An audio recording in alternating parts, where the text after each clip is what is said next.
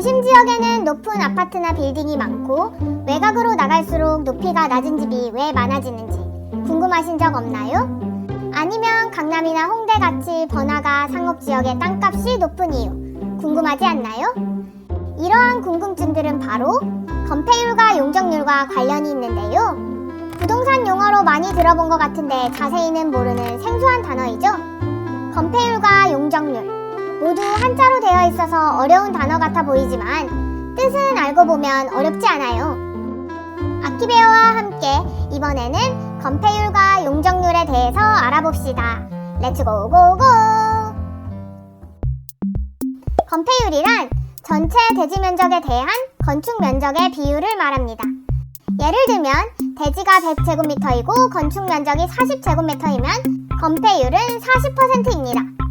만약 대지 100제곱미터에서 모든 면적을 다 사용하면 건폐율 100%겠죠?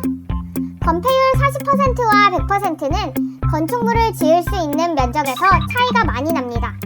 건폐율이 높을수록 건축할 수 있는 면적이 많아지죠. 그래서 공간을 더 많이 쓰고 싶은 마음에 모든 건물의 건폐율을 100%로 정하면 되지 않을까? 라고 생각할 수 있지만 적절한 주거 환경을 보장하기 위해서 법적으로 건폐율 상한선을 지정하고 있어요. 주거지역은 70% 이하, 상업지역은 90% 이하, 녹지지역은 20% 이하로 정하고 있습니다. 건폐율은 대지 면적에서 건물의 비율이고 그렇다면 용적률은 무엇일까요? 용적률은 대지 면적에 대해 건물의 지하층 면적을 제외한 지상층 면적의 합계라고 할 수 있습니다. 쉽게 말하면 용적률이 클수록 건물의 높이가 높고 층수가 많다는 것을 의미합니다. 예를 들어 대지가 100제곱미터이고 바닥 면적이 50제곱미터인 건물이 지하층부터 지상 5층까지 있을 경우 지하층을 제외하고 1층에서 5층까지의 면적의 합 50제곱미터 곱하기 5는 250제곱미터이므로 용적률은 250%가 됩니다. 용적률을 구할 때 지하층과 필로티 면적은 제외하는 것이 포인트.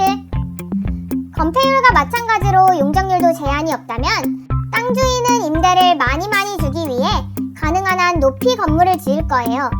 그러면 우리는 빌딩 숲에 갇혀버리게 되겠죠? 그렇기 때문에 정부는 개인이 마음대로 용적률을 높이지 못하도록 제한하고 있어요. 대표적으로 중심 상업지역은 400% 이상 1500% 이하, 일반 주거지역에서는 100% 이상 200% 이하로 제한하고 있습니다. 건폐율과 용적률로 건물의 높이와 넓이가 정해지기 때문에 토지의 가격에 직접적인 영향을 주는 요소입니다. 그래서 상업지역에서는 땅값이 비싸고 높은 빌딩이 자리 잡고 있고 도시 외곽으로 갈수록 상대적으로 낮은 건물이 있는 이유랍니다. 그렇다면 여기서 깨알 상식, 우리나라에서 용적률이 제일 높은 빌딩은 무엇일까요?